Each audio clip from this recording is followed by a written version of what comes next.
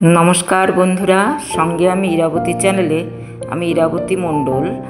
আজকে গ্রামের অতি সাধারণ মানুষ কিভাবে তাদের জীবন জীবিকা নির্বাহ করে তার সামান্য একটু চিত্র আমি এখানে তুলে ধরার চেষ্টা করেছি। আপনারা দেখবেন। এই যে দেখতে পাচ্ছেন, এই যে গোবর লেপ, যে ঘুটে দেওয়া বলা, যেটা ঘুটে নয়, এটা আমরা জড়ি বলি।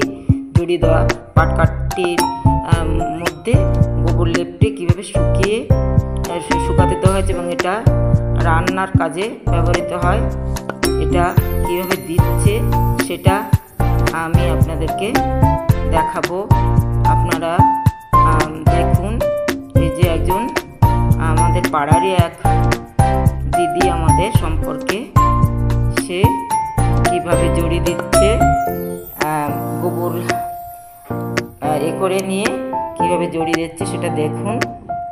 আর কারণ অনেকে শহরের এটা হয়তো দেখতে পায় না, কারণ শহরে এসব জিনিস পাবে কোত্থেকে মানুষ, তার জন্য এটা আপনারা দেখুন।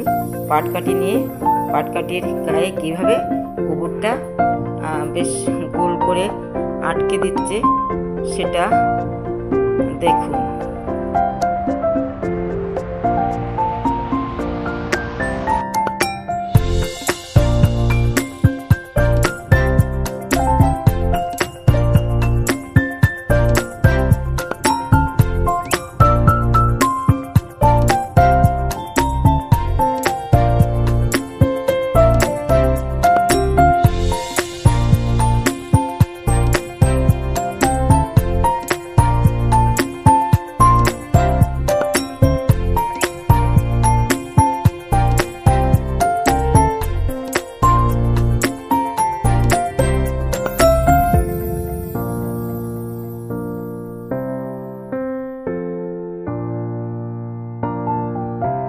বাড়িতে কটা গরু আছে? 3টে গরু। মানে গাভী না নাংলা? গাই গরু দুধ দেয়? গাই বাছুর একটা বকনা। দুধ পাও গরুর থেকে?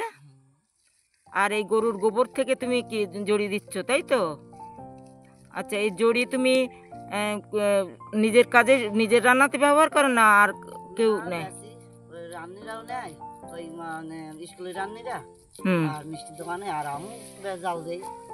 ও, মিষ্টির দোকানে নাও নেয়, আর তুমিও জাল দাও, সবাই কিনে নেয়। আচ্ছা, তা এমনি কত করে বিক্রি করো? 120 টাকা করে, মানে 100টা জড়ি 120 টাকা। তোমার সংসার তাহলে এটাতে অনেকটা ইনকাম তোমার হচ্ছে, সংসার চলে এতে? মানে এই জড়ি বিক্রি করি সংসার চলছে?